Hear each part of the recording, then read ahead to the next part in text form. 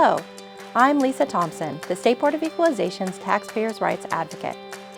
Taxpayers and stakeholders are invited to this year's Taxpayers' Bill of Rights hearing before the elected members of the State Board of Equalization on Tuesday, August 29, 2023 at 10 a.m. You can participate in person, by phone, or submit written comments before the hearing. We welcome comments, suggestions, or concerns on California's property tax system or the recent annual report, as well as on the alcoholic beverage tax program. For more information, please visit www.boe.ca.gov/TRA. We look forward to your participation.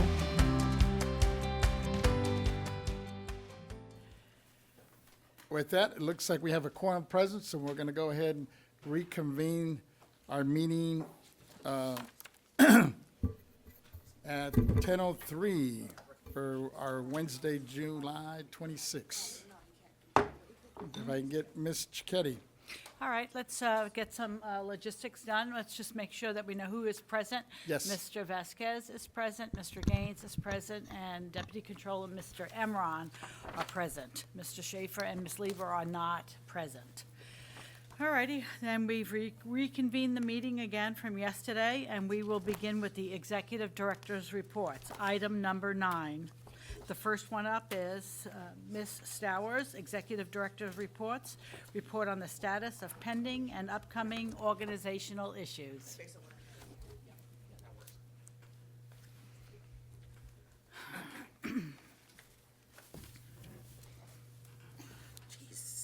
I'm sorry, let me help you. Good morning, members. I'm Yvette Stowers, Executive Director for the Board of Equalization. Today, for my report, I have a couple of things that I would like to bring up. Starting with yesterday's work group meeting. At the meeting, 2 topics were discussed. For the veterans, there was discussion regarding possible letters to assessors guidance regarding how to value property owned by veterans organizations. The second topic came up with doing the workforce planning regarding the requirements for auditor appraiser and having to have either a accounting degree or the 18 to 19 units in accounting. For at least one of those topics, I indicated that I would investigate the issue and report back. I need to correct my statement on that one and remind the members of the board's work group charter and implementation guidelines. Per your charter, during a work group meeting, the members may come to an agreement on an action item that they would like to pursue. However, it requires to go back to the full board during a regular board meeting to vote and take action. So at this time, I'm not in the position to officially look into either one of those 2 issues. In addition, for the classification for the audit appraiser, I note that when the conversation was unfolding, a couple of the county assessors expressed their thoughts as it relates to their county, but we did not have an official position from the County Assessors Association. My recommendation on that issue is for the work group to continue to explore the issue, meet with the County Assessors Association, and see where they officially stand on that issue. In addition, that topic may be right to have at our upcoming annual meeting with the assessors. Those are the first things that I wanted to address. Any questions on the board work group items? So today's technically not an official board meeting, is that what you're saying? No, I'm sorry, I skipped a very key part on that. Today is an official board meeting, but because those 2 items have not been calendared, you cannot take action on them. We'll be in violation of Bagley King. Until you're saying August? Yeah, until August, yeah. Okay. Yeah. Governors councils, I'm on point on that, right?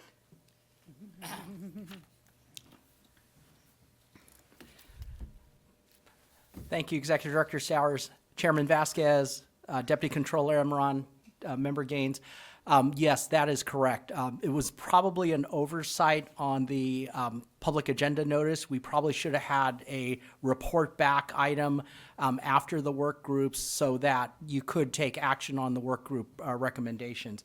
And if Mary can take a note of that, we will make sure to put that in after work groups in the future so we don't have this problem again. So we just need it, so it'll be agendized for the August meeting, we'll officially take it up, and then from that point forward, you're free to move. Okay. Correct. Correct. We'll make sure that when we're building the August agenda, it will be a placeholder there. It will list the topic, and it would have the various chair and co-chair's name to discuss the item. It'd be a report back and possible action. And possible action. Member Gaines, go ahead. Is there, can't we do that now? The same, we're reporting out of the, That's what I was thinking, but I guess they're saying because it wasn't agendized, we didn't have it on the agenda. If it was on our agenda for, on the regular board meeting for today, We to didn't report post it, out I on the guess. board work I see. group meeting Okay. and possible action, we could do it today, and it's not on the agenda. okay. Yeah, Member Gaines, again, it was an oversight. We should have probably put that in there. the Just original as, agenda. as just a matter of course from now on when we have work groups. Yeah, okay. Very good. Okay, thank you. Do it next month. Yeah. Excellent, thanks. So that's just a little housekeeping. All righty. Okay, so other than that, my report really is going to be brief. I'm going to talk about upcoming dates. Tomorrow, Chief Counsel will be presenting at the California Lawyers Association annual meeting. This is an annual meeting for the tax bar, and participants include the Board of Equalization, the Franchise Tax Board, California Department of Tax and Fee, and Office of Tax Appeal. Their various council members will all be there, and we'll be reporting out on key items that are on their agenda. For the BOE, Mr. Naljo will be reporting out, will be giving an update on our various rules and regulations that we have presented lately, an update on Prop 19, and an update on various legal opinions and letters to assessors. On August 7th, we will have our Northern California Assessors Association meeting. This is a regional conference, and it will be held in Northern California and Placer County. And I do believe a couple of the board members have indicated they will be attending the conference, and several of agency staff will also attend. At this time, Mr. Young will attend, Mr. Najo will attend, Ms. Lisa Renato will attend, and Ms. Schultz will attend. And Mr. Amron, this your office. I don't know. It's up to you guys. At this time, I do not believe I will be attending, but if I do, I will be there just for the morning to participate in the roll call. As you know, the roll call during the morning, first day, the assessors do a roll call. They acknowledge who's there, the assessors, and who's there from their office. And then they turn to BOE, and either a board member will be able to do the roll call for the board member, their staff, and all the board members and the agency staff. That's been the norm, or myself or Mr. Young would do the roll call. We will work out the details as we move forward. Good. And you've got me down? I as got you down attending? as attending, yes. Yeah, okay, Yes. great, thank you. Okay, on September 27th, that is our annual meeting with the assessors. That meeting will be held here in Sacramento. And then finally, and it's in reverse order, August 29th, as we know, is our taxpayer Bill of Rights hearing. And that meeting will be here in Sacramento as well. And it's your meeting with Ms. Lisa Thompson. And we are actively marketing that meeting today. So the next meeting that we have here will be for the CAA and all the assessors? No, the next meeting that we have here is actually the 26th and 27th. Of, yes, September. Yes, so we have a two-day meeting. August 26th will be our regular meeting. Okay. At 10 o'clock at 450 N Street. And then August 27th at 10 o'clock will be our annual meeting with assessors. Yeah, okay, that's Okay. great, thank you. And we will, I will be speaking with your offices on how you would like to do the breakout. For your office, Mr. Gaines, and for Ms. Lieber's office, You guys have a lot of assessors, so we need to determine a conference room for you. Okay. And most likely it will be here, if that's your desire, here on the first floor. Or you may desire to take your assessors back to your Sacramento office. Thank you. Mr. Chair Vasquez, you have one assessor, so you're easy to accommodate. He's So, got that little county. yeah, that little Little county. county. We can meet in the coffee shop. Okay. Any additional questions? That completes my report. I just have a question for you, and I guess this is probably the appropriate time within your report.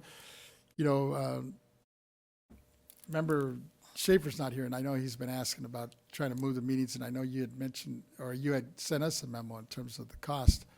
But I know, I guess it was right before COVID, when myself and then Member Cohen were real active in terms of just doing those, we were doing those hearings up and down the state. We did one in San Diego. I think we did one up here somewhere in the north We here. did one in Santa Clara County, yeah. And I had committed myself to do one, and it was kind of centered around the housing front down in LA, somewhere in the LA district. And I wanted to just put that back on the radar and see if we can make sure that happens. So I want to make sure that happens before the end of the year. Now, on the cost factor, if it's, I thought it'd be, you know, economy of scales, it'd be easy to do one of our board meetings there. But if you're saying it's cost prohibitive, I'm okay with that. We could just do what we did before, just a hearing We could- and set it up out there. And since the housing issue, I know the controller is real big on this as well. And I, at least in my last conversations with her, she was asking, you know, are we still going to do the one down in LA? I said, no, we're going to. And I had an opportunity to talk to our mayor, our new mayor, Karen Bass, and she's ready to go. Matter of fact, she's got 2 deputy mayors specifically one on homeless and one on housing, kind of both interrelated. So I think we have some real good synergy there that we could use between the city of LA, the county of LA, of course, the state now, and then I have both my senator, which we all know, Ben Allen, who's been involved here with us on a couple of his bills around housing, as well as my new assembly member, Rick Chavez Suburb now. And they've been asking, you know, is it going to happen? So I'd like to make sure that happens. So I need to put that on your radar, and That's whatever it fine. takes. I just need clarification. Are you talking about reconvening the board work group on property tax abatement as it relates to affordable housing? And having that Abatement, meeting? tax credits, Yeah, the yeah, whole. all around housing. So all around housing. So All just around housing. basically Yeah. having another meeting, in addition to Controller Cohen's report, though what we've done to date, but then having another meeting in Southern California. Okay, so that would be. And it kind of brings closure to, because the controller, you know, started a real good thing. Well, then she was a member with us, and she was, you know, she kind of initiated, and we got the ball rolling. And I was the one that kind of held back because I wanted to put all the pieces together, and then COVID hit, and it kind of threw us all back.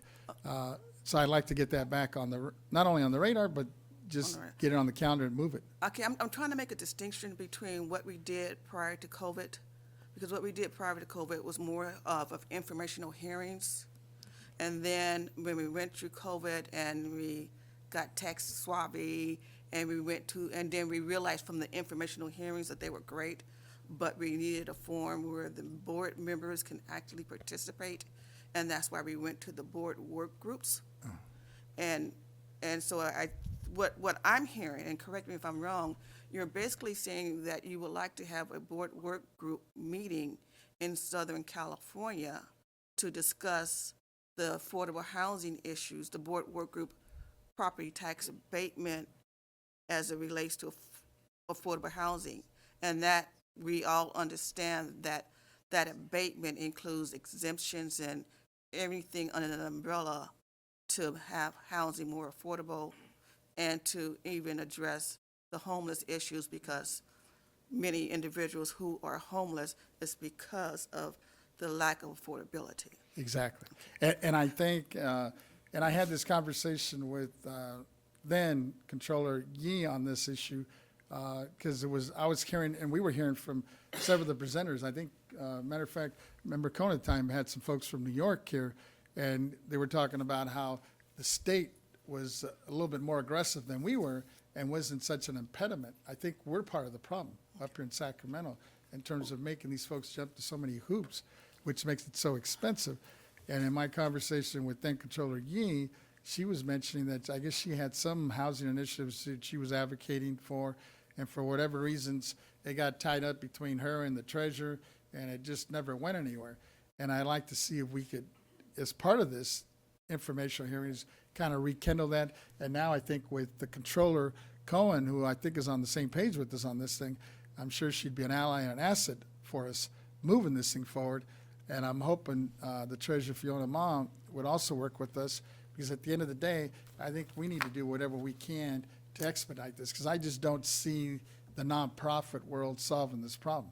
We need to encourage and bring in the market rate developers that are out there that are willing to do it to address the affordable housing front. Then it makes sense for us to provide either tax credits or abatement or whatever we can to incentivize that. I follow you. Okay, I think that the best course of action is for me to work with your office and Controller Cohen's office, because you guys are both co-chairs Yes. of the board member work group for this topic, and follow the rules and regulations that you guys have set out as it relates to having a meeting.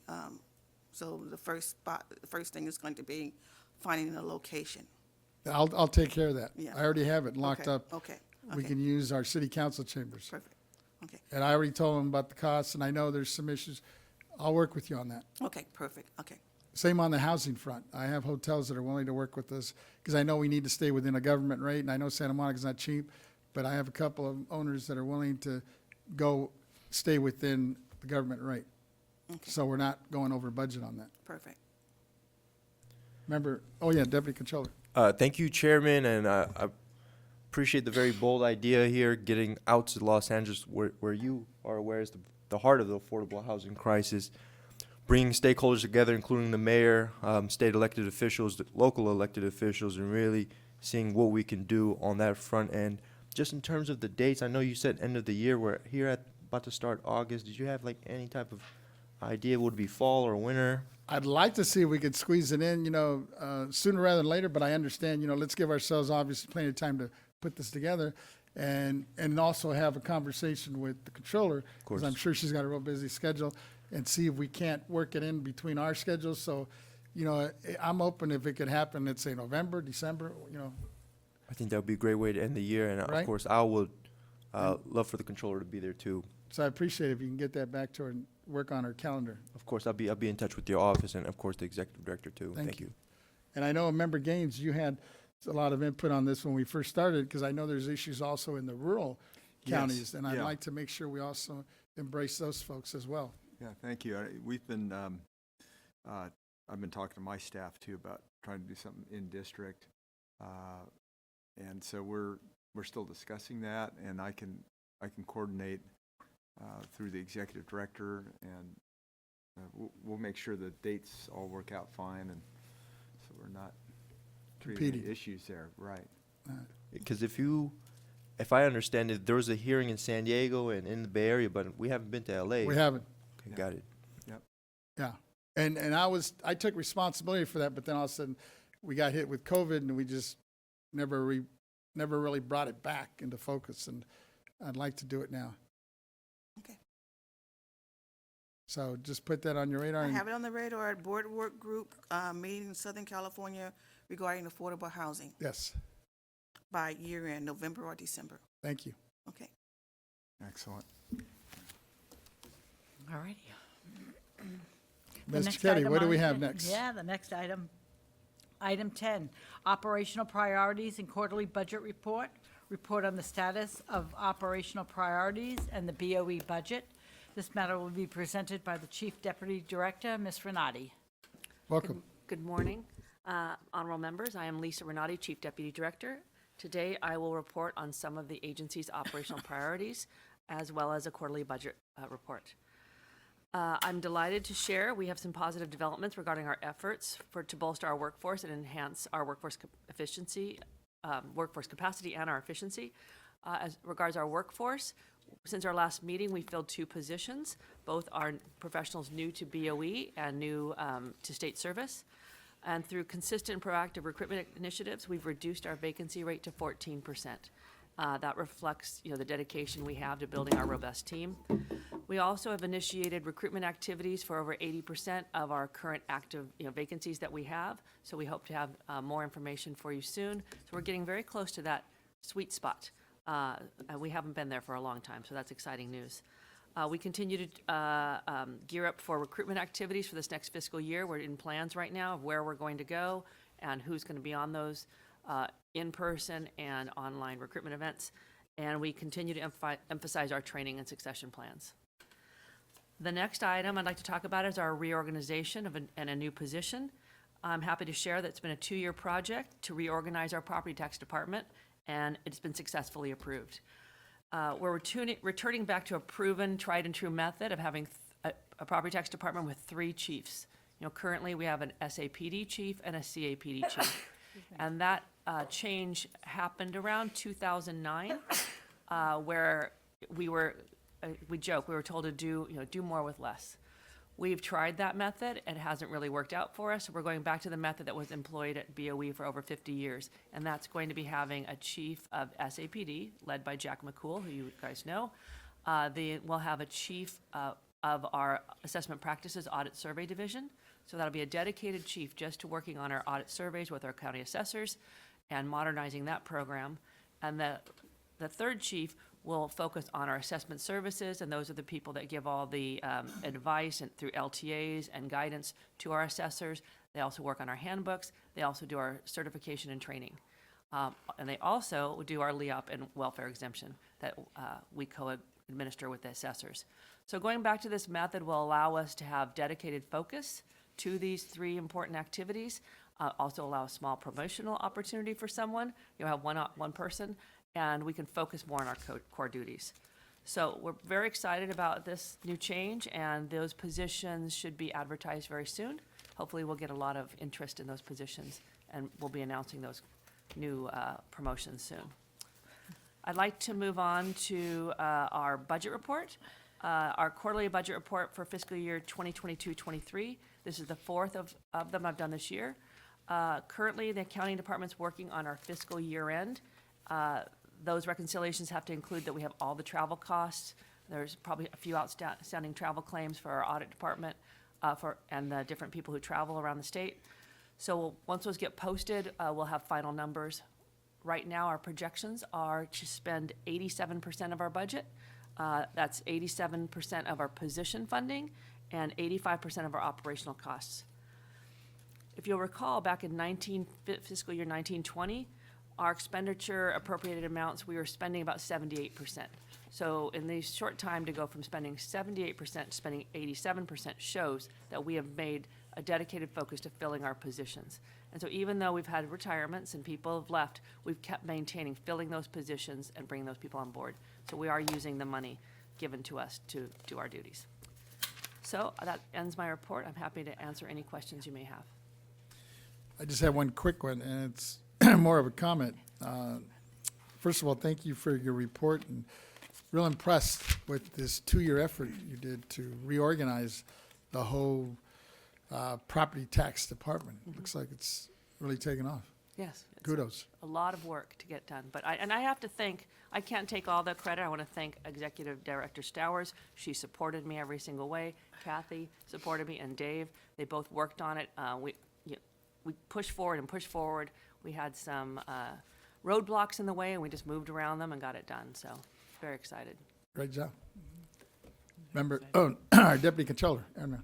Thank you, Ms. Renati. Really appreciate all your hard work and your leadership. I think the board is really lucky to have you. Yeah. Just wanted to make one quick clarification. For the chief's job, the new chief's job, is that going to be an internal hire, or you said you're posting for that We're one? going to post for it. We don't have, any candidates in mind, obviously, because it's a merit hiring process. It's a CEA position. So it'll be a competitive examination and then a recruitment. Got it. Looking forward to welcoming the new chief. Thank you. Thanks. Member Gaines. Yeah, well done. Very exciting, especially with this new chief. I think that gets you back to where we were before in terms of the right management and staffing. So, and we're filling those vacancies continually. So, very, very encouraging. So, thank you. To brag, we filled 41 positions in the last fiscal year. 24 of those were new to the BOE and 17 were Wonderful. promotions. That's great. So, That's good. It's a nice balance that we're promoting internally, but we're also drawing from outside. And sometimes that provides folks with different experiences that might help here at the BOE. So, yes, good news. we're very encouraged. Yeah, great. And I'm assuming none of those folks were related, right? No, we have zero nepotism issues at the BOE. We do that training every year, as everybody just finished. So we make sure. If I may, sir? Yes, go ahead. I also want to publicly acknowledge the hard work of getting this unit back to 3 chiefs. Ms. Bernardi, Mr. Young, Ms. Taylor, and the entire team really did some heavy lifting. And for some reason, I'm behind schedule because I planned this, and I was going to present you guys with a little token of appreciation. So Wow. I'm giving you your public announcement, and you have virtual flowers. Check your teams. But thank you, guys. Thank you, Dave. Just thank you, everyone, for pushing forward on this project, because it was extremely difficult and time-consuming. Thank you. Thanks. All righty. Ms. Cicchetti, what do we Yeah. have next? The next item on the agenda is item number 11, Communication Chief's Quarterly Report, a report on the status of the BOE Communication Department. This matter will be presented by Mr. Kim. Welcome. Thank you, Mary. Good morning, sir. Good morning, Chairman Vasquez and honorable members. I am Peter Kim, BOE's Chief Communications Officer. Today, I'll provide a brief overview of some major highlights and accomplishments in the second quarter of 2023. As outlined in the memo attached to the agenda, I will provide an overview of significant updates made to the BOE website, a review of the recently published BOE annual report for fiscal year 2021-22, and a summary of recently updated publications. I will conclude with some highlights of current projects I'm working on. Members, as you know, the BOE website is a critical tool in communicating and providing essential and up-to-date information to stakeholders and the general public. In the last quarter, the Proposition 19 web pages, specifically the guidance issued and the additional resources tabs, were updated. In collaboration with the Taxpayers' Rights Advocate Office, the Introduction to Proposition 19 presentation was updated and copies were provided to your offices. Since the webpage was launched on November 10th, 2020, there have been approximately 512,968 unique external page views through June 30th of 2023. Through the board's leadership, a translate button to offer translation to non- or limited English-speaking individuals has been available since June 10th of 2022. The webpage offers 7 language options: Spanish, traditional and simplified Chinese, Filipino or Tagalog, Vietnamese, Korean, and Armenian, which was added as an additional language option last quarter. There have been approximately 3,750 unique external page views since June 30th of 2023. Members, as you know, last quarter we published the BOE's fiscal year 2021-22 annual report. Every year, the department is responsible for coordinating the publication of the annual report. Significant additions were made to this year's report with an updated narrative on the introduction to property taxes, as well as specific data from our county-assessed and state-assessed properties divisions. Examples include the total number of assessment practices surveys completed, advisory letters sent to county assessors, training courses offered, organizational and supplemental clearance certificates issued, and the total number of advisory services to taxpayers, among other things. These data points were critical to incorporate into the report to demonstrate and highlight how the BOE's critical duties perform a uniform and consistent property tax system in California. Now I'll provide a brief update on some new and updated publications the department facilitated in the last quarter. This includes the following in addition to the annual report: the 2023 Taxpayers Bill of Rights hearing flyer, information sheet property tax savings homeowners exemption, and information sheet property tax savings disabled veterans exemption. Before I conclude, I wanted to provide a brief look forward. Preparations are being made with the Taxpayer Rights Advocate Office to promote the 2023 Taxpayers Bill of Rights hearing scheduled in August. In the next week or so, board member offices will be electronically sent an outreach toolkit, which will include suggested talking points, text for an e-blast message, social media graphics, a web button for external stakeholders' websites, and the electronic version of the invitation, among other things. So members, this concludes my report, and I'm available to answer any questions you may have. Thank you. Great job. Thank you, Mr. Kim. Also, kudos to your department on all these accomplishments during the second quarter. I was especially impressed with the physical report of 21-22 annual report that's now attached to the BOE website there. And I was wondering if that's something, especially the notice, the sheets for the homeowners exemption and disabled veterans, if there was some way of making it a little bit more user-friendly on our website there for folks to access it. Would be Yes, great. thank you for the question, Chairman Vasquez. I'll definitely work with the Executive Director, Ms. Stowers, and our Taxpayer Rights Advocate just to see how we could make it more readily available for taxpayers. Appreciate it. Yeah. Yeah, Deputy Controller, yes. Thank you, Mr. Kim, for that report. I say time and time again, communication is one of the most important and vital functions this board can do in getting our message out there. And then in regards to the language, but I just wanted to applaud you, and I know that we have the top 8 languages that are spoken in California on that. You mentioned that before. Just want to say how important that is.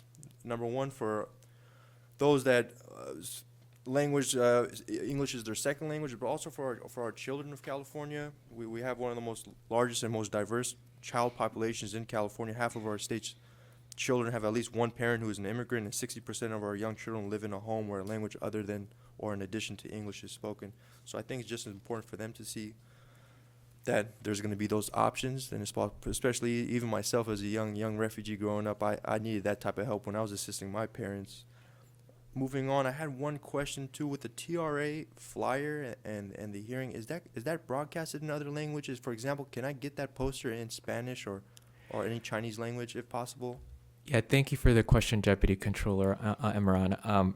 So in terms of the information for the Bill of Rights hearing, currently it's only in English. However, I do know that if there are requests from the public that do need some type of translation services, and if they do request it in advance notice, I believe we could be able to facilitate some type of translation service if necessary. In terms of materials translated for publications and whatnot, as the board is aware of, for the Proposition 19 fact sheet, we did translate that, excuse me, both into Spanish and to simplified Chinese. I do know that a number of the Taxpayer Rights Advocates information sheets were also translated into Spanish.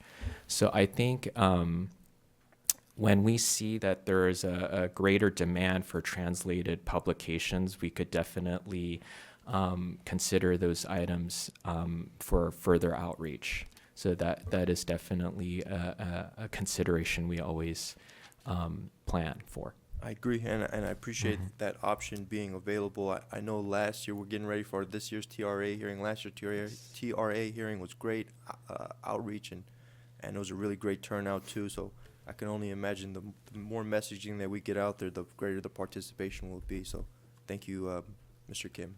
Thank you. Thank you. Member Gaines. Great, thank you. Are we sending communications to members of the legislature in terms of our updates? And can you just expand on that a little bit in terms of what are we doing?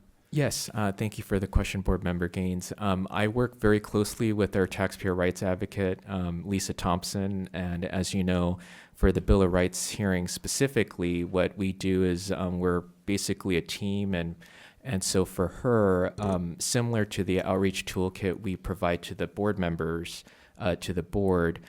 We also provide materials for members of the legislature, stakeholders, taxpayer organizations, information regarding the Bill of Rights hearing, in addition to our information sheets that we publish. We try to ensure that the information we provide is not just put on a shelf. We definitely want it to be exposed and used.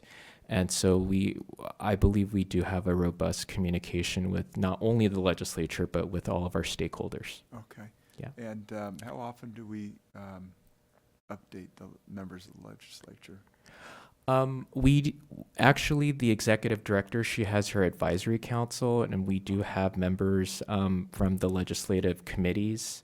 And so they actually receive updates, but hopefully the board, as part of your ambassadorship program, we could work with the board so that the board members could also communicate with the legislators within their equalization districts. Yeah, absolutely. Yes. And I know we do an annual report.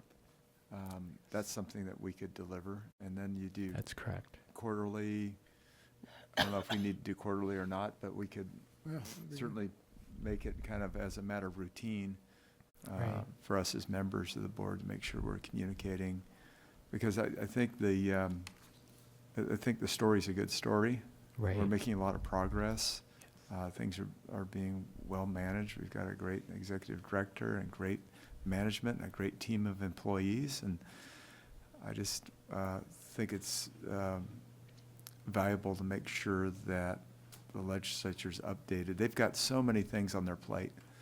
Absolutely. The last thing they're going to think about is the BOE. Right. But it's incumbent on us to make sure that we're communicating with them so they know what we are doing and things, if they're not hearing about it, that's actually a good thing.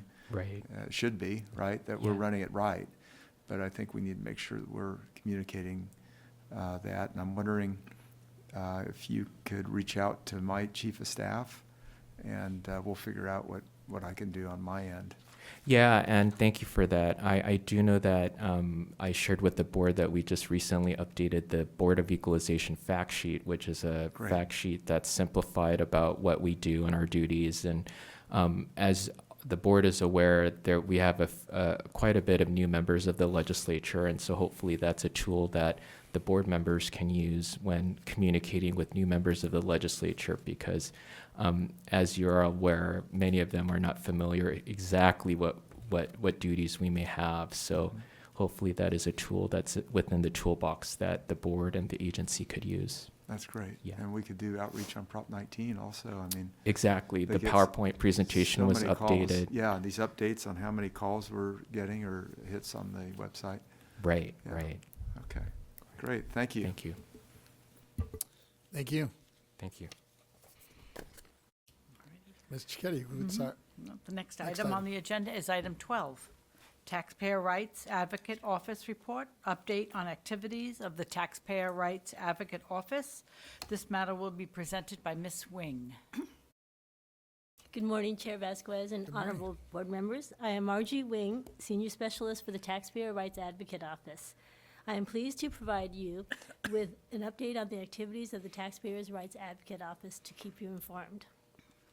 First, I would like to share with you some statistics on the number of taxpayer cases completed by our office last month and provide you with some insight on their types of cases. This month, attached to the public agenda notice is a memorandum from our office to the executive director reporting the number of completed and resolved cases. The statistics provided by are provided by board member district by category of being either administrative or valuation and by topic area within those categories. In June 2023, we completed 23 cases. 5 were in Board Member Gaines District 1, 4 in Board Member Lieber's District 2, 8 were in Board Member Vasquez's District 3, and 6 were in Board Member Schaefer's District 4.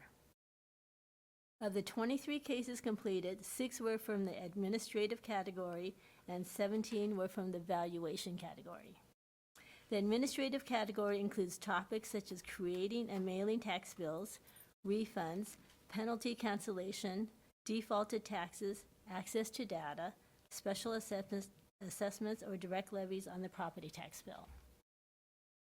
The valuation category includes topics such as change in ownership, declines in value, appraisal methodology, exclusions, exemptions, new construction, actual enrollment of values, general property taxation, and assessment appeals.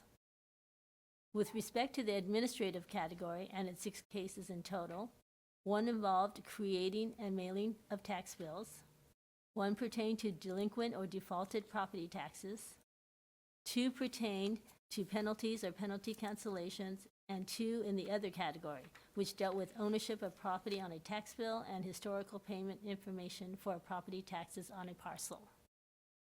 With respect to the valuation category and its 17 cases in total, 2 pertain to the actual enrollment of values, 3 involved change in ownership, 5 cases addressed exclusions from reassessment, 3 cases involved exemptions, 3 cases involved general property taxation, and 1 case pertained to new construction. To provide some additional insight on the specific types of exclusion and exemption cases, I offer this further breakdown. For the 5 cases involving exclusions from reassessment, 2 pertain to the base year value exclusion for persons aged 55 and over, and 3 cases pertain to the parent-child exclusion. 1 of the base year value transfer exclusion cases occurred under Proposition 19, since the transfer occurred after April 1, 2021, and the other base year value transfer case occurred under Prop 60, since the new construction of their replacement home had to be completed within 2 years of the sale of the original property, and that 2-year deadline occurred before April 1, 2021. Of the 2 parent-child exclusion cases, 1 fell under the provisions of current law Proposition 19, since the transfer occurred on or after February 16, 2021, and the 2 remaining occurred under Proposition 58 during the prior laws of R&T Section 63.1, since the date of transfer occurred before February 16, 2021. Thus, of the 5 exclusion cases, 40% were under the purview of Proposition 19. For the 3 cases involving exemptions, 1 pertained to the welfare exemption, 1 pertained to the church exemption, and 1 involved the homeowner's exemption. To provide some additional insight on the nature of the cases that our office works on to assist taxpayers, I would like to offer some additional information on a case our office worked on and how we helped the taxpayer. An example of the case that our office helped resolve involved an elderly taxpayer whose property was reassessed after her partner of many years died and his interests transferred to her. This was not a registered domestic partner situation, but rather a long-term relationship situation. The taxpayer had originally purchased and owned the home with her former husband, and the property was transferred to her as a result of the divorce agreement. Years later, the taxpayer added her partner on title so he could help her with paying the property tax bills. Throughout the years, title changed as a result of refinancing the home, and at some point, her partner ended up being on title to the property without her. Fortunately, she was added back on title with her partner a few years before he died. At the time she was added back, the property was not reassessed for the 50% transfer of ownership interest because the partner remained on title with the taxpayer as a joint tenant. Therefore, the transfer was not subject to reassessment. But it did create an original co-owner status, which means that any subsequent transfers would be subject to reassessment once the original co-owner, and that was the partner, was no longer on title as an owner. At the point of her partner's passing, the partner's 50% interest transferred to the other joint tenant, who was this taxpayer who contacted us. This caused a 50% change in ownership that was subject to reassessment at market value, which resulted in the assessed value of the property for property tax purpose to increase drastically by several $100,000. Because the taxpayer wasn't sure when the various transfers took place, the TRA office coordinated with the assessor's office to follow the ownership and assessment history and obtain copies of the various recorded deeds that transferred the property interest among the deceased partner and this taxpayer.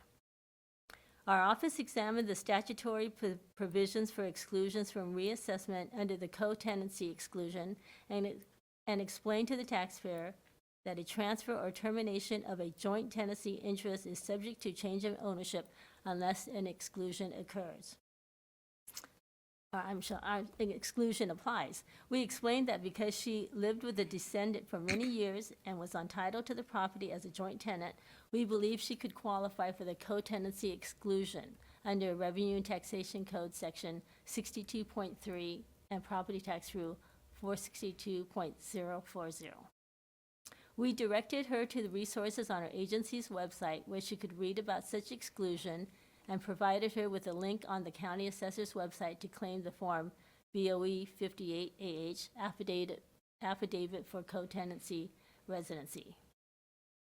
Once the taxpayer applies for the exclusion and the assessor grants the exclusion, the reassessment of the property would be reversed and the taxpayer's property will be assessed at the lower value with her property taxes being returned to a level that the taxpayer can afford. Okay, the next item I would like to report on is to keep the members informed is on our work associated with preparation for the upcoming Taxpayer Rights Bill of Rights hearing to be held August 29, 2023.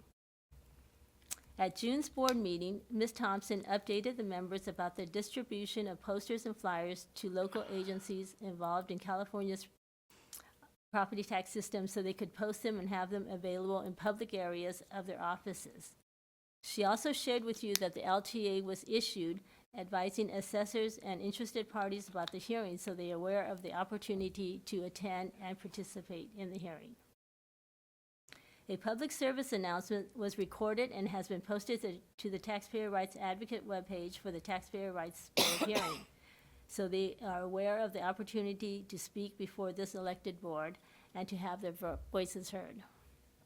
The PSA has also been aired several times on the YouTube channel during yesterday's board meeting live stream. The Taxpayer Rights Advocate Office worked in collaboration with our agency's communication officer, Mr. Peter Kim, and the media production team of the California Tax and Fee Administration to make the public service announcement. Ms. Thompson wanted me to publicly thank the media productions team for all their excellent work on it. As just indicated by Mr. Kim's presentation, further outreach efforts will be made in advance of the hearing. The communications officer, Mr. Peter Kim, will be issuing a news release, sending e-blast to alcoholic beverage taxpayers and subscribers of the TRA Bill of Rights hearing listserv, so recipients know how to participate or view the hearing next month. Additionally, we will invite the Executive Director's Advisory Council members. Ms. Thompson will also be personally inviting various statewide taxpayer and stakeholder organizations to notify their memberships about the hearing. Similar to past years, the TRA will send information to all legislative offices, notifying them about the availability should they wish to post information on its website or to issue social media posts. As in the past, an outreach toolkit will be given to each board member's office so they can help us further publicize the hearing. Suggested talking points, text for an e-blast message, social media graphics, a web button for external stakeholders' websites, and the electronic version of the invitation, among other things, are part of this outreach toolkit. We are looking forward to the Taxpayer Bill of Rights hearing. The electronic comment form was made available on the Taxpayer Bill of Rights hearing webpage during the first week of July. We have already received some comments. Finally, I would like to share some information about taxpayer education. Our office issued published 2 taxpayer information sheets at the end of June, one on the homeowner's exemption and the other on the disabled veterans exemption. Our agency's communications officer highlighted the information sheets on various social media posts, and a letter to assessors was issued last week notifying assessors and interested parties about their publication. These information sheets are valuable to California taxpayers because they have statewide applicability. Many Californians own their home and may be homeowners in the future. Making them aware of the homeowner's exemption for principal residents can save the owners money since the exemption is $7,000 a year, and for the disabled veterans exemption, it is particularly important because the basic exemption for 2023 is $161,083, with a tax savings of at least $1,610 per year. And for the low-income exemption, it is $241,627, resulting in tax savings of at least $2416 per year. I would like to add that the first helpful hint on the both info sheets indicates that the homeowners or disabled veterans exemption claim must be filed within 1 year if they are seeking the intergenerational transfer exclusion. At future board meetings, the TRA office will provide further updates to keep you informed. That concludes my update. I am available to answer any questions. Thank you for that report, very in-depth. We do have some questions, though, from our Deputy Controller. Thank you. I really, really appreciate that very in-depth report and all the hard work you and your team are doing. I know we're getting ready for the TRA hearing next month, and it's that time of year where the public's going to come out and address their grievances and opportunities and outcomes to this board. So I think that's really, really important. I got my copy of my flyers, which I'm distributing back in San Francisco and throughout the Bay Area. So just want to really say that I'm looking forward to that TRA hearing, and I want to thank you again because I think we're going to make it a really nice and robust meeting. Thank you. Yeah, you're welcome. Member Gaines. Great, thank you. I just wanted to get clarification on the veterans exemptions, because there's just a regular veterans exemption for 4,000, Yes. right? And then there's a disabled veterans exemption for, you mentioned two figures here, so just help me clarify that. One for 161,000? Right. 161,063. Okay, 083, I'm sorry. okay. And then the second one was 241,000? Yes, right. And that was for, what was that? Was it, That's a low-income exemption, which means that if Okay. if the claimant household income is below a certain amount, then they can get the low-income exemption. okay, and that's for disabled? Yes. Yes, okay, thank you. All right, and I know we had our hearing yesterday, but what is our take rate on, I'm just curious as to, how many disabled veterans are out there that own homes, and what percentage of them are getting this exemption? I know we touched on it, but I don't know if we're talking about the veterans exemption or the disabled veterans exemption. I'm I not think clear. I think we were talking about veterans, but It was, that statistic was for the disabled. There are very few veterans exemption. There's not even a handful Right. of veterans exemption. Okay, right, because that doesn't make sense with the homeowner's exemption, right? You can't take both. Right. And for the veterans exemption, there is an asset limitation that the okay. taxpayer, cannot right. exceed. So Yeah. that's why very few. Nobody uses it. Yeah, very few Yeah. qualify for the veterans exemption. Okay. Right. Good morning, board members. David Young, Deputy Director of the Property Tax Department. If I could just add a little bit of commentary there. So I do have some numbers for the disabled veterans exemption. For 2022-23, for the basic disabled veterans exemption, there was 63,266 people that claimed that exemption. 63,000, 266. So Thank just you. a little bit over 63,000 okay. that claimed the disabled veterans exemption, the Thank basic you. one. And then for the low-income one, there were 4,848.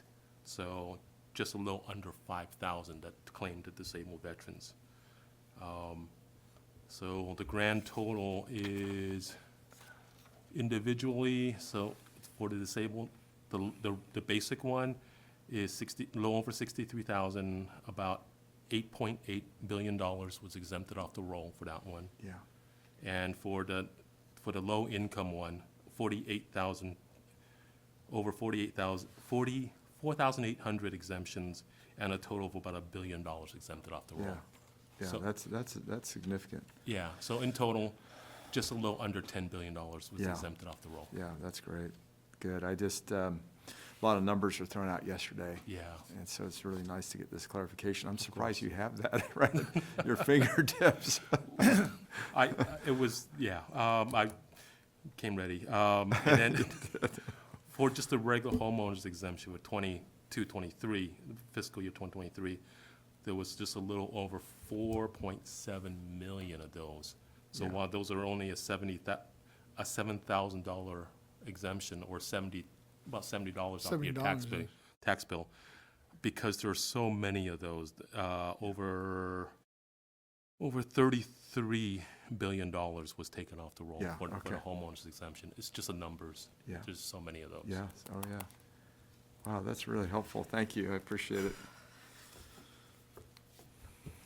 You good?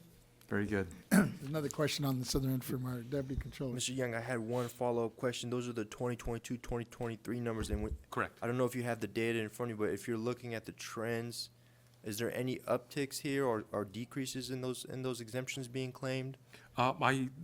This is it. It's a snapshot. Overall, the general progression is that there is a small increase on a yearly basis, but it's not. It's Significant. Yeah, it's not significant. They tend to hold fairly steady. The home ownership rate is fairly steady in California. Okay, understood. Thank you. Very helpful. Thank you. Thank you. Thank you. Ms. Cicchetti. All right, our next item on the agenda is item number 13, Chief Counsel's Quarterly Report. Report on the legal department's workload for the second quarter. This matter will be presented by Mr. Nanjo. Good morning again, Chairman Vasquez, Deputy Controller Emron, Board Member Gaines, Henry Nancho, Chief Counsel of the Board of Equalization. First off, I wanted to start with saying I'm presenting the Legal Department's quarterly report covering the second quarter of 2023. First, I want to thank my team for their continued dedication and hard work. Seems like our workload keeps going up, and my team are working very hard to keep on top of it, so I'm pleased to report that they are doing that. With regards to state assessment appeals, I know that we have received so far approximately 11 petitions this year. As I mentioned earlier, we have received some petitions earlier than we normally do, which is a good sign, and State Assessed Appeals, State Assessed Properties Tax Division, Jack McCool and his team have been working proactively to try to resolve issues with taxpayers, so that's also good. Along those lines, I think we're going to be able to bring some matters to the board earlier than we normally do. Typically, we don't bring these until September, October, November, December. We might start a little earlier just because they're able to resolve some of these issues. There are probably some more petitions that we're going to get. There was extensions granted to some state assessees to file their petitions a little late. That's within code, and that was granted, so that number may go up slightly. As far as litigation, as you know, members, our litigation attorney, as well as myself, continues to provide confidential monthly litigation reports to the board, as well as appropriate public updates to our website on the BOE's public litigation roster. That confidential report should be coming out by the end of the week. Our litigation attorney is also the appeals attorney for our sole tax on insurers appeal, and that has an appeals conference scheduled for September 14th. So again, we are cross-training our team, and we're handling insurance appeals. Regarding the lawsuit with La Paloma, as I may have mentioned in our prior reports, final judgment was entered on May 25th, 2023. The plaintiff filed an appeal on May 30th, and we have filed our notice of cross-appeal this month, so that is still in progress, and I will continue to report to the board on that as it progresses. At this point, we have 27 cases in various phases of litigation, and that is a really high number. However, as I mentioned, a lot of those cases involve the telecoms, and those are, the board has to participate in the litigation, but really doesn't involve us. It's a local assessment valuation issue, so it just keeps us busy monitoring those. We will continue to closely monitor those cases, handle the board's litigation, and keep you informed and updated of any developments in closed session or via the confidential memorandum as appropriate. In the area of Public Records Act disclosure requests, in the second quarter, we had 48 completed PRA disclosure inquiries. This work is steady and ongoing. The work is dependent on the volume of public inquiries, and in the second quarter, we actually had an increase in the number of inquiries. I'm not sure why our PRAs are staying high, but we are staying on top of that and addressing the requests as they come in. Members, as you recall, administration assignments are typically requested by Board Proceedings Division or Executive Office covering various administrative or board meeting-related legal issues. In the second quarter, we completed 10 of such assignments, and we continue to provide that support as requested. In the area of agency publications, the legal department completed 72 legal reviews in the second quarter. These publications include items originated from the property tax and communication departments, as well as other agency publications. And again, we expect this work to continue as well. In the area of regulations, in the second quarter, we continued our progress on Property Tax Rule 192, property tax audit selection. The board granted permission for staff to initiate the rulemaking process last month for this property tax rule, and we anticipate being able to submit the materials for publication to the Office of Administrative Law, hopefully by the end of this month.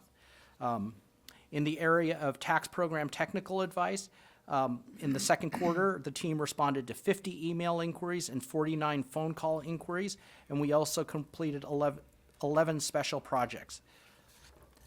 And finally, for the second quarter, the department issued a total of 9 legal opinions and memos, which include property tax technical advice opinions, internal and board meeting-related chief counsel memoranda. In closing, I want to again extend my gratitude to the team for their outstanding work in the second quarter. Members, this concludes my report, and I'm available to answer any questions that you may have. Thank you. You indicated that we have 11 new appeals, attorney cases. Are those with the state assessees appeals filed this year? Yes.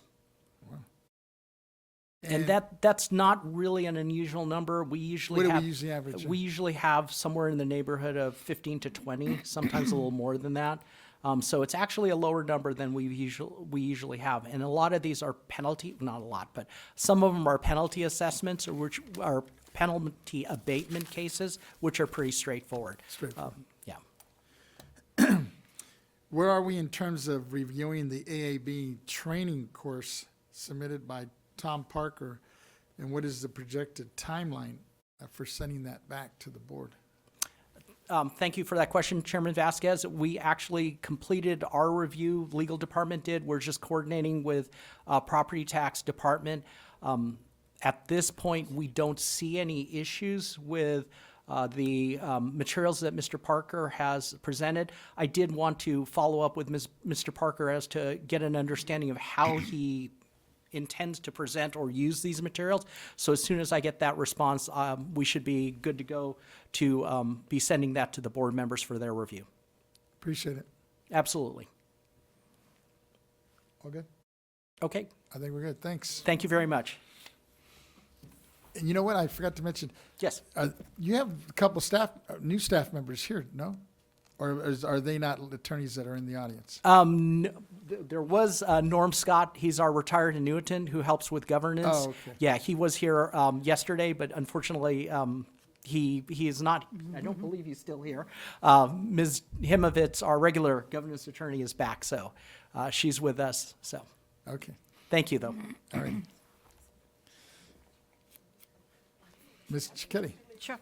The next item, the next item on the agenda is number 14, Property Tax Deputy Director's Report. Report on the status of the pending and the upcoming projects, activities, and departmental issues. This item will be presented by Mr. Young and his team.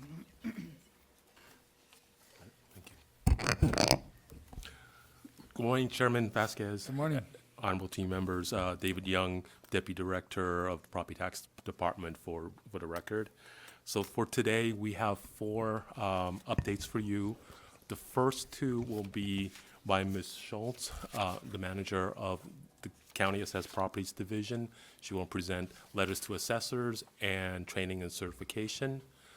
The next one will be the quarterly update on the survey program, which I will do.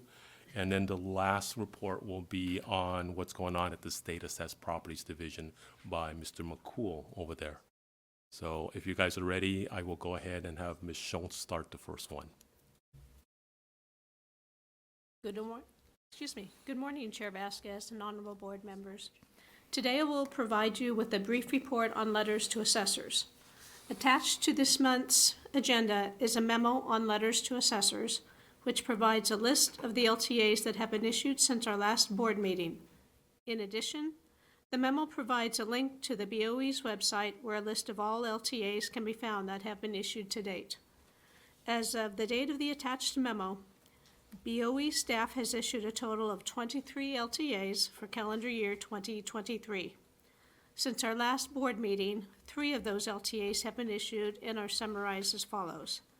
An LTA to issue the Tulare County Assessment Sampling Survey, an LTA to issue Community Land Trust housing data for 2022 lien date, and an LTA announcing the 2023 County Assessment Appeals filing period for 2023. This concludes my report on letters to assessors. I'm available to answer any questions you may have. I just have one quick one that kind of jumps out at me here. You mentioned, I guess in the table below here, it shows the LTAs for 23, 22, I guess it is. It shows all counties that reported the number of community land trusts. And it has Los Angeles only have 3 CLTs, while Alameda County had 74. What's the big jump there? Do we know? If I may shed a little bit of light on that, Chair Vasquez. Yes. So that specific LTA, it does give you some general numbers as to what's going on in each county, but what that LTA tracks is how many properties are getting the welfare exemption pursuant to 214.18, and that's a very specific provision in the welfare exemption. So the difference is community land trust as a model to finance and build affordable housing got its start in the Bay Area, and that's where they started to build a lot of their projects. So that's why you see that there's more there than there is now. But what's really telling, if you look at the couple categories next to it, is L.A. I believe Alameda has a couple more, and Orange County actually have property that's exempt under the 214.18. That's the special provision that lets community land trust basically acquire property and basically hold it tax exempt until they build on it. So there are properties there now, both in LA, in Orange, and in Alameda County, that are staging to be to have affordable housing built by community land trust in those counties. So the 74 just kind of shows that they got started first. There was more built there, but both LA and Orange, they also have projects in the works. Basically, they've acquired land. It's currently vacant. They're holding it tax exempt, and their intent is to build on there. So some of them might be just land banking it at this point, or? At this point, yeah, they've acquired the land either through purchase, donation, or as a government concession, and they're just holding it and getting ready for setting up the requirements they need in order to build. So nothing to be alarmed about, huh? Nothing to be alarmed. Nothing to be alarmed about. Bay Area got started first. Other counties are where the business model of owning and developing Through the land affordable trust. housing, through land trust. It's just starting to take off. We might have another question here from Deputy Controller. Thank you, Chairman. Just a follow-up to that. Yeah. The CLTs, the staging time, in your experience, do you know how long that takes until they go from acquiring the land to having it built up and people moved in? I think it really depends on the project itself, at what stage they acquire the land. Sometimes they get the land, they're able to, somebody either donates the land to them or they acquire it ahead of time, and their holding period may be longer. Usually, under the best case scenario, it's a couple-year process. Even a market rate developer, it takes a couple of years to get all the paperwork done, the entitlements, the okay from all the various governments, entities that require an okay. So it takes a couple of years. The specific provision under 214.18, the land trusts, basically, that exemption only lasts for, there's a time certain that it will last for, and it's 5 years. Oh, okay. So while it may take longer, they're only able to exempt the land for 5 years. And is that something you That's can big. reapply for, or is it just that 5-year one-term type limit? As it's written now, it's a 5-year one-time limit, and the assessors are actually required by law to go back and assess them. Got it. Thank you. And I'm sure Coastal Commission has a lot to do with it too. It's looking at the Bay Area as well as I know down in Santa Monica. Yeah. That delays things. Yeah, so the land trust model, it's not brand new, but it's for financing low-income housing, it's relatively new. Relatively new. Yeah, so they're starting to see if they can develop housing with that model. Thank you. Continue. I know you had more. I just had those questions. I will now provide a brief report on the BOE's appraisal training and certification program. For the 2023-24 fiscal year, BOE staff has scheduled 34 classes and 3 workshops. Of these 34 classes, 10 are being taught by instructors from county assessors' offices. We also continue to offer our existing online basic training courses available through American River College and California State University, Sacramento, as well as our online courses and self-study training sessions available on the BOE's website. This concludes my report on training and certification. I'm available to answer any questions you may have. Just a quick one. Regarding the instructors, I guess there's a partnership with the county assessors, and how is that going in terms, is that kind of a challenging thing at this point? It is going very well. We actually have more instructors this year from the county, so we're very encouraged and excited about the opportunities available. So it's not, there doesn't need to be a problem recruiting them at this point then? No. Oh, one more question here. I wanted to follow up with Let's go. that question too, Chairman. When you do recruit these new professors, is there like some type of average time they stay? Is it a year, 2 years, or more than that? When a county reaches out to us with a potential instructor, we have a process we go through that ensures the person has taken our classes, so is familiar with the course material, that they have the knowledge about the material, and they're able to teach. And so we keep in close contact with them, and when it's approved, we schedule the classes. We give them the course because the course is exactly the same, regardless of whether it's taught by a BOE instructor or a county instructor. Understood. Like you mentioned, these instructors, they have a wealth of information and knowledge, and it's important to try to keep them on as long as possible, teach as many courses as possible, and keep that turnover low as well, because I think in our experience too, it's just hard to kind of create that pipeline of qualified instructors, getting them into those classes, and then also making sure that they stay too. So thank you for all your work. Thank you. Thank you. Thank you. Continue. Okay, thank you. Thank you very much. I think that's me up next for the assessment practices survey report. I just wanted to add on, I do want to recognize and thank the CAA and the individual county assessors that have basically, they volunteered some of their subject matter experts to teach courses on our behalf. So Glenn is absolutely right. It's our curriculum, it's our material, everything is ours. But their staff, we utilize some of their subject matter experts, and we're grateful for their sharing of their resources. We hope it continues, and we're able to use to help instruct the other counties with it. So thank you very much. I think so too. I think that's a great example of the partnership Yeah. and the potential we have here at the State Board of Equalization and the CAA. So thank you. Thank you.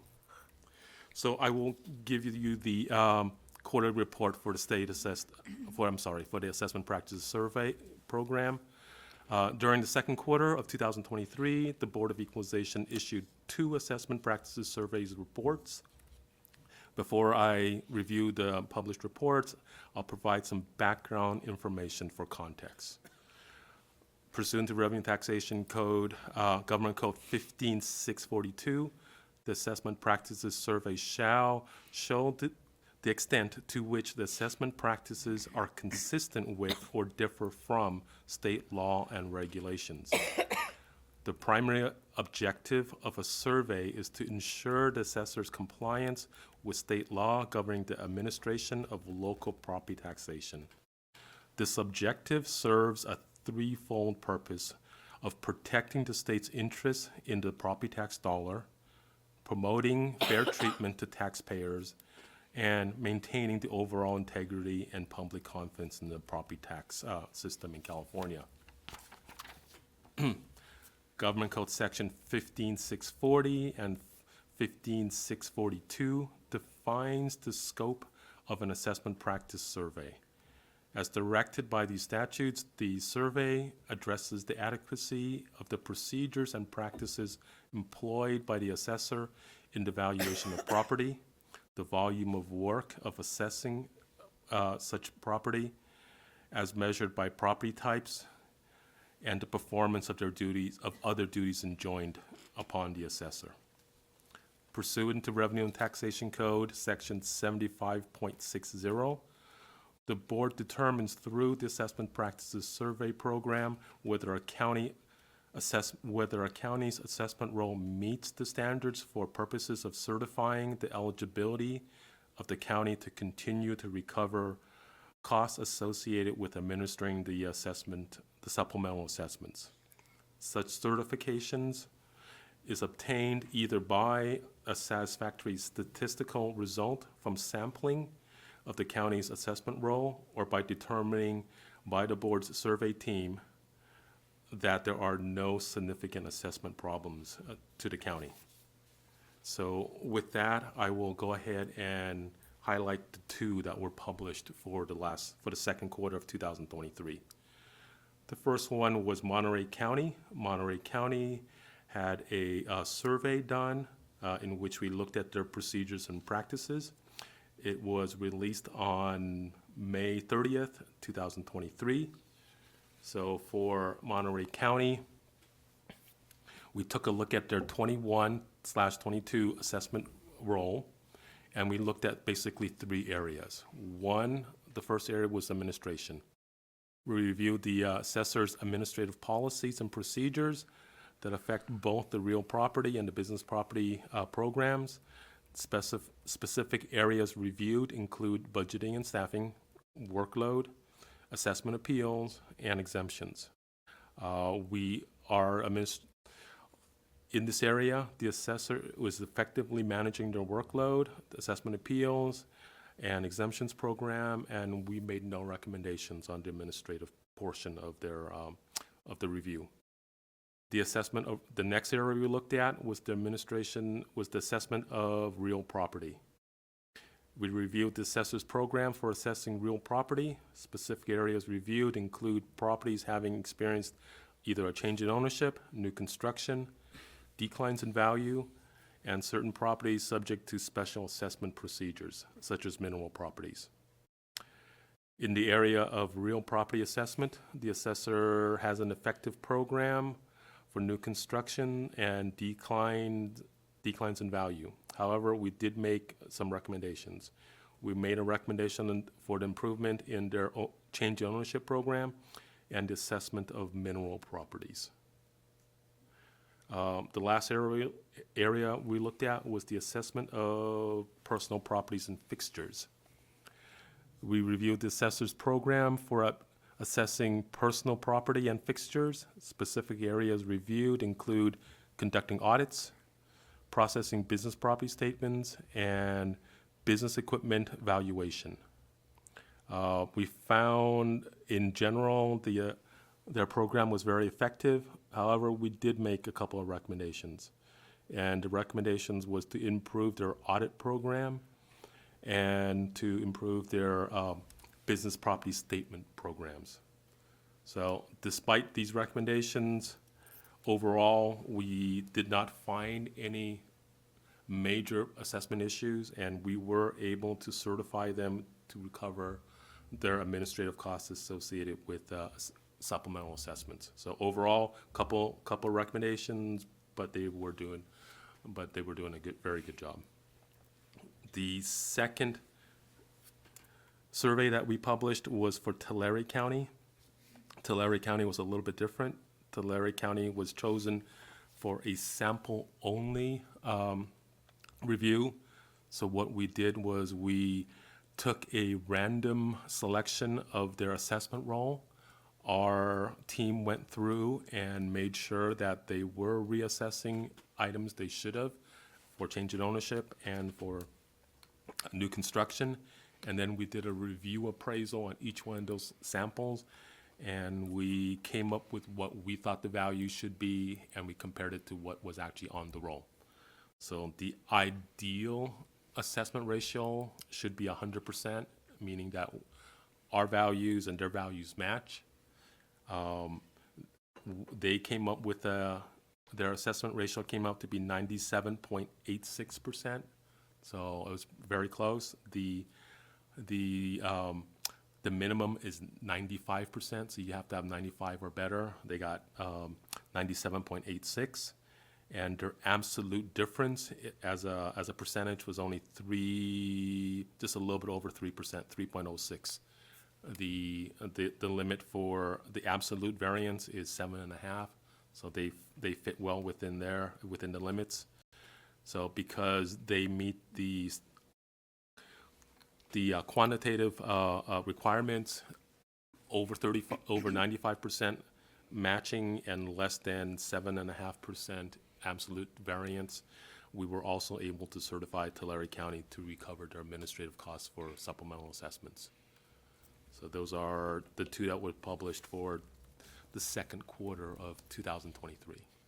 I'm available for any questions you may have. Seeing no questions, I think we're good. Thank you. I believe, Mr. McCool, you're up for state assessed. Thank you. Good morning, Chair Vasquez and honorable members. My name is Jack McCool, Chief of the State Assessed Properties Division. Today, I will provide information on the status of ongoing work in our division. With the adoption yesterday of both the private railroad car and state assessed property rolls, SAPD staff will now begin preparing next steps. For the private railroad car assessees, notices will be sent to each assessee notifying them of their assessed value amount for this year and information on how they may dispute those assessed values. In contrast to the state assessed roll, BOE is responsible for all functions of the private railroad car tax. Our staff will now begin preparing the tax bills that will be sent to PRC taxpayers. Once the tax bills are sent in October, we will be responsible for collecting the tax, which is then deposited in the state's general fund. Our partners in CDTFA's accounting unit process the tax bill payments for us, but BOE is responsible for issuing the tax bills, as well as any late notices or delinquent account notices. SAPD will also transmit the final state assessed property roll to each county. The roll is transmitted in both hard copy and electronic format to each county. The counties will apply the applicable tax rates to our assessed values, and the counties will also issue the tax bills and collect the property tax, which stays at the local level. SAPD staff will also send each assessee notice of their assessment. Each notice provides information on deadlines to file an appeal and includes the Board Proceeding Division's guidelines on how to file a tax appeal. SAPD auditors have already begun work on this year's audit program. Routine public utility property tax audits are performed by the State Assessed Properties Division under the authority of California Revenue and Taxation Code Section 828 and Government Code Section 15618. and are conducted to determine the accuracy, completeness, and reliability of the financial data furnished by the assessees and used by the board in the valuation process. Audit findings that result in a recommended change in an assessee's value will be brought before the board for your consideration in future months. I am pleased to report that many of the restrictions that have limited our audit program the last few years due to COVID-19 have largely subsided. As a result, we will be returning to in-person audits this year, and we will be returning to our typical audit workload. The return to a more normal audit program will likely result in more audit findings coming before the board for your consideration. The other area that will comprise most of SAPD's workload in the next few months will be appeals. The filing deadline to submit a petition for unitary property reassessment was July 20th, last Thursday. The deadline to file a petition for non-unitary property reassessment is September 20th, and September 20th is also the deadline to file a petition for private railroad car reassessment. All appeals must be filed with the Board Proceedings Division. Board Proceedings has the responsibility of determining if each petition meets the requirements of the rules for tax appeals before each petition can be accepted. I know that last week's filing deadline was a busy few days for Board Proceedings, and I'm sure they're continuing to work through the petitions that have been filed. As Mr. Nanjo noted, there have been some state assessees that have filed petitions for an extension to the filing deadline. So that will mean that it's going to take another week or so before we have a full picture of this year's appeals workload for state assessed properties. My staff have already begun to work diligently on the unitary petitions that have been forwarded to us. And over the course of the next few months, our staff will be working in close partnership with the Board Proceedings Division as well as the board's legal department during the appeals season. That concludes my report. I'm happy to answer any questions that you may have. Thank you. Thank you, Mr. McCool. I know you mentioned that they're sending hard copies to these counties. Is there a reason why we're not doing it electronically We send electronic as well. as well? Okay, Yes. thanks. No other questions? I think we're good. Thanks. Thank you. Thank you. Ms. Cicchetti. Okay, good. The next item on the agenda for today is item number 15, Special Taxes Quarterly Report. Report on the special taxes workload for the second quarter. This matter will be presented by Ms. Williams.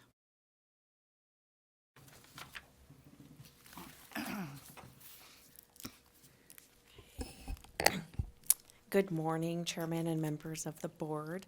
My name is Laurel Williams. I'm the BOE's technical advisor for the special tax programs, which includes the alcohol and insurance programs. I'm going to give you my quarterly report, and today I'm going to start with the insurance program. This program has remained fairly static as far as the number of accounts. We currently have 2,716 accounts. Which in April we had 2,707. The revenues for this program in fiscal year 22-23, according to the July 2023 Department of Finance Bulletin, are at over $3.69 billion. This is approximately $18 million over projection, and 18 million is about 0.5% over projection, and an increase from the 2.9 billion collected in fiscal year 21-22. This program remains highly compliant. Our next program is the alcoholic beverage tax program. Again, this program is also remaining fairly static with the number of accounts. We currently have 10,636 accounts, which is slightly up from the 10,625 accounts in April. The revenues for fiscal year 22-23, also according to the July 2023 DOF bulletin, are at over $422 million.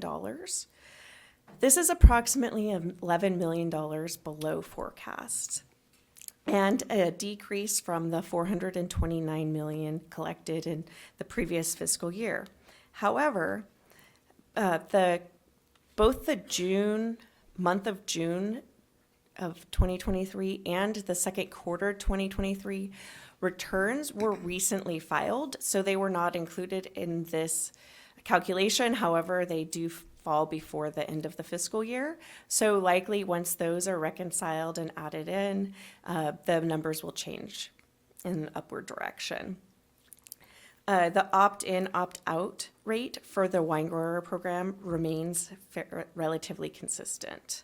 And this program also remains very compliant. That concludes my update. Do you guys have any questions? I think you touched on it. Did you say on the wine growers, in terms of their data sharing, is that, has it been pretty consistent? You're saying it hasn't really, like people, I know they have the option to opt out. Correct. They have the option to opt out, and they have to select to opt out every time they file. With every return. What makes it somewhat difficult to track is that we have different accounts on different reporting bases. So for instance, in March, 667 of the 1,074 filings opted out. And that would have included the March monthly and the first quarter returns. However, then for April, we only had 166 total returns, and 96 opted out. So just based on the numbers of filing, but we do seem to have a very consistent rate of the opt-out. I think we're good. Thank you. Well, thank you very much. Mr. Cuddy, what do you have? All right, the next item on the agenda is item number 16, Legislative Research and Statistic Division Chief's Report. Update on the administrative and program-related legislative bills impacting the BOE. This item will be presented by Mr. Angelo. Welcome. Good morning, Mr. Chairman and members.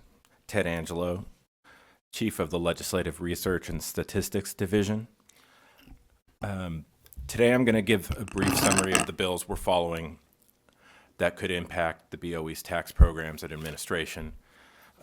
As I mentioned last month, we're tracking 3 constitutional amendments and between 25 and 30 bills that have been moving through the legislative process. ACA 11 was originally scheduled June 12th, but was removed just prior to the hearing, then was rescheduled and was pulled the weekend before the second hearing. And again, we have not heard whether or not the author intends to continue to pursue that either this year or next year.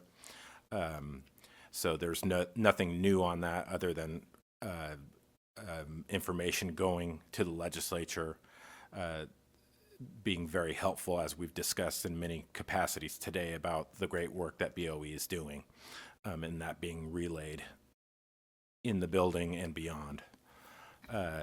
SCA 4, it was intended to repeal certain provisions of Prop 19. That measure failed, but is currently being in the process of qualifying for a ballot initiative. So I think they're in the signature gathering process at the AG's office. So it has been filed. They need to go through their process to get to qualify for the ballot. And lastly, SCA 6 regarding property tax exemptions for veterans and disabled veterans. It's pending in the Senate Appropriations Committee, so they will be returning. The legislature itself will be returning on August 14th. They're in their recess right now. Many bills crossed over in June, were heard in policy committees, going very late before the recess began. Those bills with a fiscal impact will now go to the Appropriations Committee, as I just referenced, beginning on August 14th when they return. The BOE's bill analyses and amended analyses as needed for all active bills are posted on our website, and your offices are updated with weekly reports and copies. Every Friday we send those out to you with a list of those bills that I've referenced today. Additionally, we continue to track the board-sponsored legislative proposals approved by the board in November of last year and April of this year, which are included in committee bills SB 889 and SB 890. Those bills have been moving on consent out of the policy committees, the Rev and Tax and Governance and Finance committees, and will be headed towards the appropriations committees, and if there's no fiscal impact, directly to the floor. So that concludes my legislative summary. If you have any questions on any specific bills, I would just say candidly, I was listening to all of the working groups yesterday. I know there's a lot of bills regarding homeowners exemptions and disabled vets that are very important to this group and to Californians who want to recognize their service. It's a tough fiscal year. And my next item on the agenda, I'm going to be talking just a little bit about the budget of the state of California, which was part of what was requested at last month's hearing. And so despite having a very honorable need to recognize those folks, especially the veterans, it's always going to be a difficult fiscal situation, as you heard from Mr. Young talking about the $8 to $9 to $10 billion under existing law that's already been coming off the rolls. Expanding that when we're in a $30 billion shortfall in our current budget is difficult, but not impossible. It's just, I'll leave it there.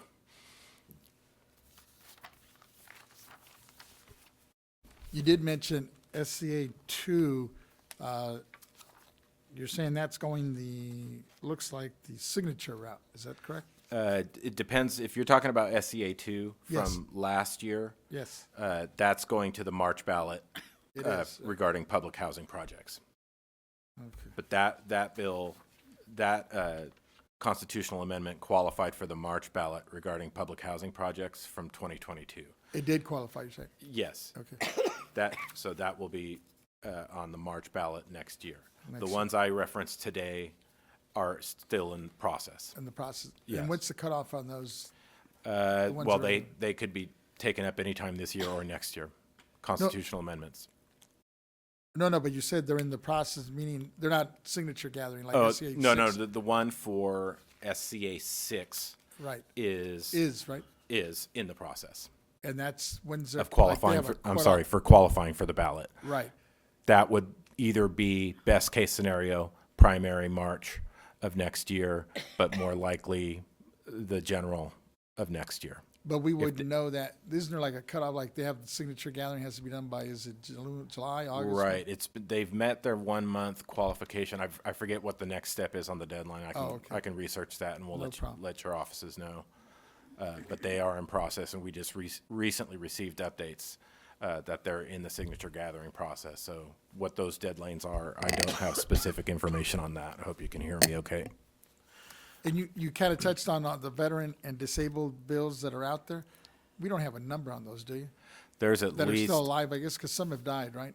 some have been held in committees. Or held. Yeah, and are either 2-year bills, which means they could be Resurface. back. Yeah, they could be back next year. There's at least 7 or 8 that are still moving. Still alive. And yeah, like the ones that with the electronic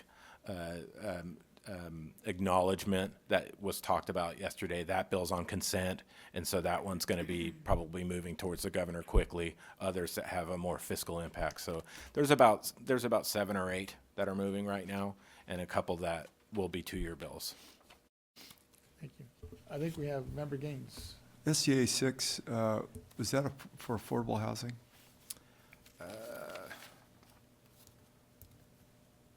I think it's veterans. Yes, it's veterans. Yes, Yeah. okay. Yeah. Yeah, Yeah, for exemption? yes, that's Yeah. our Chuleta one, yeah. Okay. Great, thank you.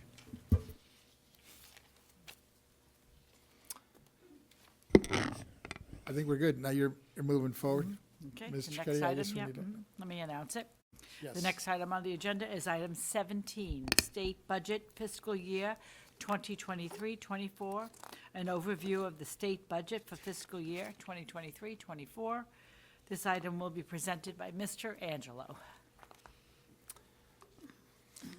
Mr. Chair and members, so Ted Angelo with the Ledge Office, and what I just wanted to continue is last month, there was a request to report on the Budget Act that was recently had action.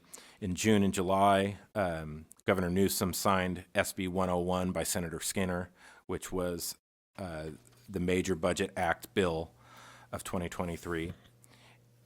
And some of the additional budget and budget-related trailer bills have been signed as well. The Budget Committee authored bills, passed the legislature to implement the budget for the 23-24 fiscal year. The budget spends $310.8 billion in total state funds, consisting of approximately $225.9 billion from the general fund, $82 billion from special funds, and $2.9 billion from bond funds. The Department of Finance's annual summary of the enacted state budget is available online. It's very detailed, and you can click on certain aspects of the budget. In part of your packet today, there's a pie chart that shows the major provisions and percentages of the main general fund budget. But if you go to the annual summary, you can go by each one and break it down and get more statistics there. It's very helpful for finding out specific information in certain areas of the budget. From a micro perspective, the BOE budgeted positions remain unchanged and include 193.6 positions and $33,871,000 from the general fund for the support and operations of the BOE.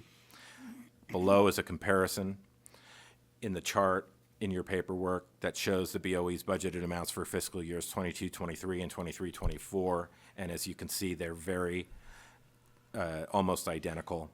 193.6 positions, appropriation 33.85 versus $33.87 million. So that's specific to BOE. When you go to, and if you go to look at details of the budget in the legislative, judicial, and executive branch, you can see that we run a very efficient budget, and compared to the other entities, agencies, and departments within that portion of the budget, there is a breakdown in your packet of the total state funds of the $311 billion approximate budget. Legislative, judicial, and executive makes up a total of 3.4% of that total pie chart. On a macro perspective, according to the governor's summary, the budget preserves investments in the programs that are essential to millions of Californians while closing a shortfall of more than $30 billion that I referenced earlier. Through a balanced package of solutions that avoids deep program cuts, it protects investments in education, K-12 and higher ed, healthcare, climate, public safety, and social service programs that are relied upon by millions of Californians. Additionally, it is paired with the governor's streamlining proposals that accelerate construction of water, transportation, and clean energy projects to advance the state's ambitious economic, climate, and social goals. So that's just a snapshot of the micro and macro, our budget, state budget. I could go into more details if there's any other questions, and I'll stop there. I just had one quick one. Going forward with this economic constraints looming, what are some of the challenges we might encounter, I guess, in the budget in the next couple of years? Are you talking about the BOE budget? Or are you talking about the total The budget? state budget. Because, I mean, right now, we're at, I know that originally they had talked about it being creeping up over 34 billion. Now I think it's down to 30 or something. Right. I think we're in a wait-and-see approach right now economically from the U.S. perspective and the California perspective. I think, this is me editorializing. Yes. So don't take this as an economic analyst professional perspective, but I do see indicators that inflation is slowing, and so when there's bad news, it's peppered with good news. So I don't think we're in a sky is falling budget predicament, but we are, and we also have personal income tax being delayed, and so some of those things will be coming later this year. So in a very, very big overall perspective, I would say we're in a wait and see approach right now, where it's not as dire as people were saying 6 months ago, but we're definitely not, through the thick of it yet. That's why I was just hearing, because I know we had a pretty good reserve, but obviously that's going to be dipped into quite a bit Right. this next year. There is a good reserve, but there's also a statutory requirement for a 10% rainy day fund, which, they are utilizing and then reallocating. So I won't go into the details of delays of the budget, because there's a breakdown in the paperwork that shows what they did to balance the 31 billion shortfall of fund shifts and reductions and delays and revenue and internal borrowing.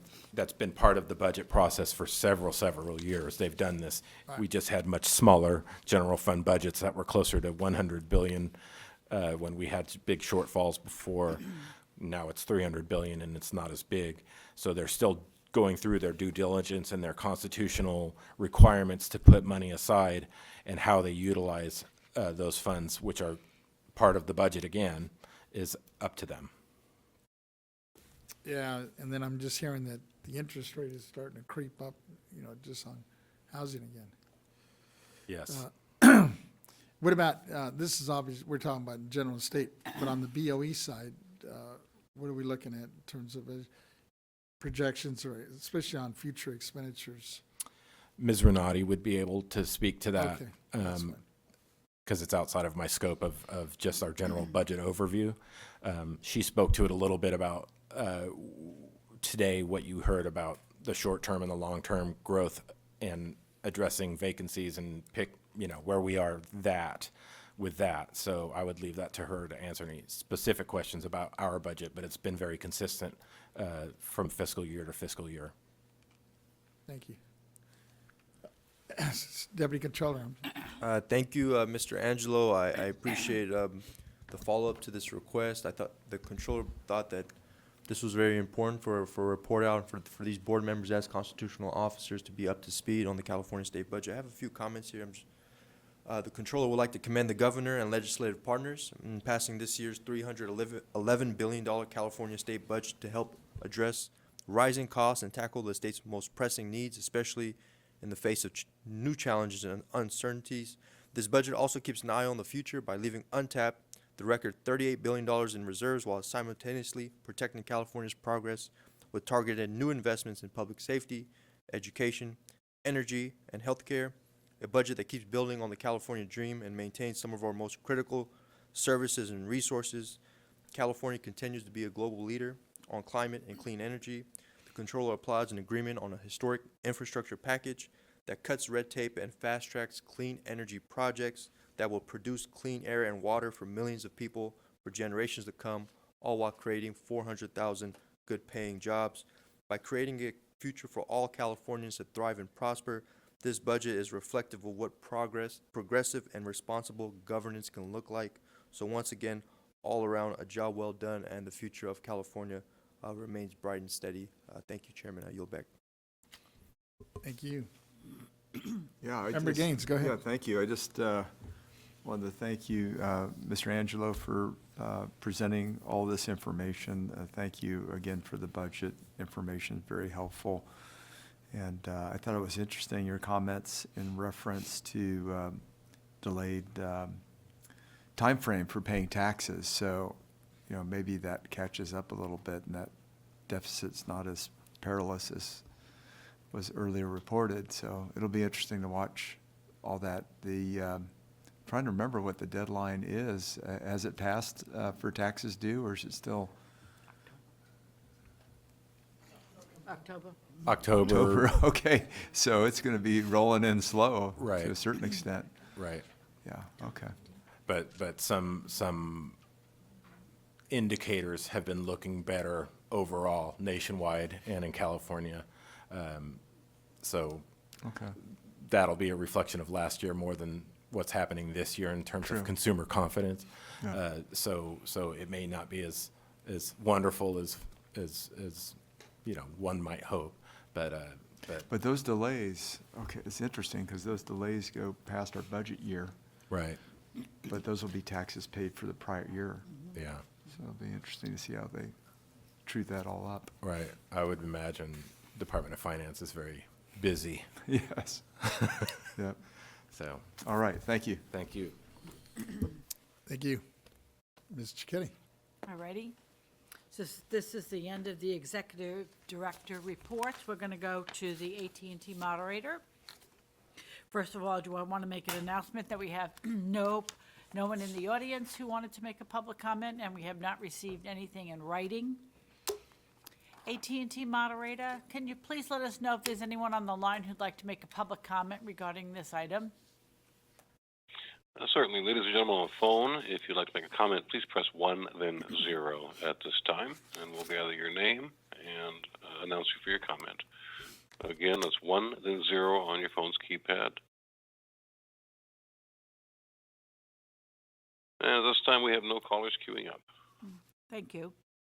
All righty. So then we're up to the last item on the day agenda, closing remarks and adjournment. Yes. I would just like to close in one, and then I'll open it up in case members have one.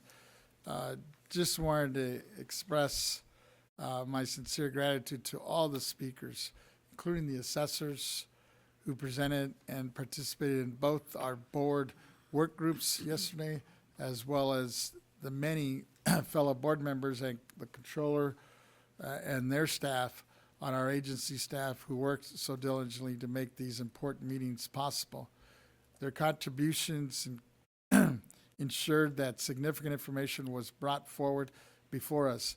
Considering the heat and everyone else's vacation time in the middle of summer here, I really appreciate the time that each of you gave up for this meaningful discussion and deliberations that we had, and we accomplished, I think, quite a bit, and at least moved the needle forward a little bit on many of these issues we talked about, and laid out some new ventures that hopefully will come to fruition here in the next couple of months. I'd also like to recognize the passing, in terms of our adjournment here, of our famous singer, Tony Bennett, best known for his classical rendition of "I Left My Heart in San Francisco," even though I'm from the LA area here, but and then also I didn't realize he still was living in New York, because I know he's been all over the world. I'm sure he's got homes everywhere. He had homes everywhere. But at 96, just 2 weeks short of his birthday. Over 7 decades, Bennett released more than 70 albums. He earned 19 Grammys. All but 2 had reached in his 60s. He also was named a Kennedy Center honoree in 2005, and a National Endowment for the Arts Jazz Master in 2006, and won the Emmy Award for 2 television specials in 1996 and 2007. His collaboration with artists such as Lady Gaga, Carrie Underwood, Amy Winehouse helped him bring the Great American Songbook to new audiences. Bennett joined the Martin Luther King Jr.'s 1965 Selma to Montgomery Voting Rights March and performed for protesters after becoming an active supporter of the civil rights movement in response to his friendship with the black musicians and the racism it encountered in the Army. Besides singing, Bennett pursued his lifelong passion for painting. His works were displayed in public and private collections, including the Smithsonian Art Museum of American Art. Tony Bennett was highly praised by both fans and his peers, but perhaps the most notably by Frank Sinatra when he said in 1965, Life magazine interview, for my money, Tony Bennett is the best singer in the business. I just wanted to adjourn in his honor, and I don't know if anybody else. Oh, yes, our Deputy Controller. Thank you, Chairman. Rest in peace to Tony Bennett. I just want to thank you, my fellow colleagues, my respected board members, the executive director, this entire agency. The work groups have kicked off officially, and I feel like yesterday was just a great day of progress, learning information, intake, and just seeing what our next steps were. We actually came up with a few action plans, so I'm looking forward to the next couple months ahead and the progress that's going to continue. My next and last point would be what started off as a cool summer has turned into record-breaking heat here in California, and with that, unfortunately, has been some wildfires that the state is seeing. Specifically, the controller is following the Wonder Fire in Shasta County. It's caused some evacuations. There's some civilian infrastructures under threat. This is the first significant wildfire in Northern California this year, so there's an all-hands-on-deck approach. The controller has been getting updates from CAL FIRE and Cal OES on this, and just preserving infrastructure and, most importantly, human life is the utmost priority here. And I'm just urging all Californians to remain safe. And, of course, this Board of Equalization, as your elected taxpayer representatives, are here to support you fully and all the way. So I just want to make sure that everyone is well aware of these resources and knowing that we are here for you as well. Thank you, Chairman. I yield back. Thank you. Member Gaines. Yeah, thank you. I thought, this is a very effective two-day meeting, and I think we made a lot of progress. We have a lot of things we need to follow up on, but things overall are going very well. I just wanted to close in terms of thoughts and prayers for Bronny James, who, I don't know if you'd call it a heart attack, but he had an issue during practice. So hopefully he will go through all the tests and he'll get cleared and be able to play in the future. It'd be really cool to see him play with his dad in the NBA. So thank you. Thank you all. And with that, excuse me, we will adjourn this meeting and reconvene on August the 29th and 30th. And for those two members that are not here, just a friendly reminder, we always schedule two-day board meetings unless otherwise noticed. We will do that again in August the 29th and the 30th. We're adjourned.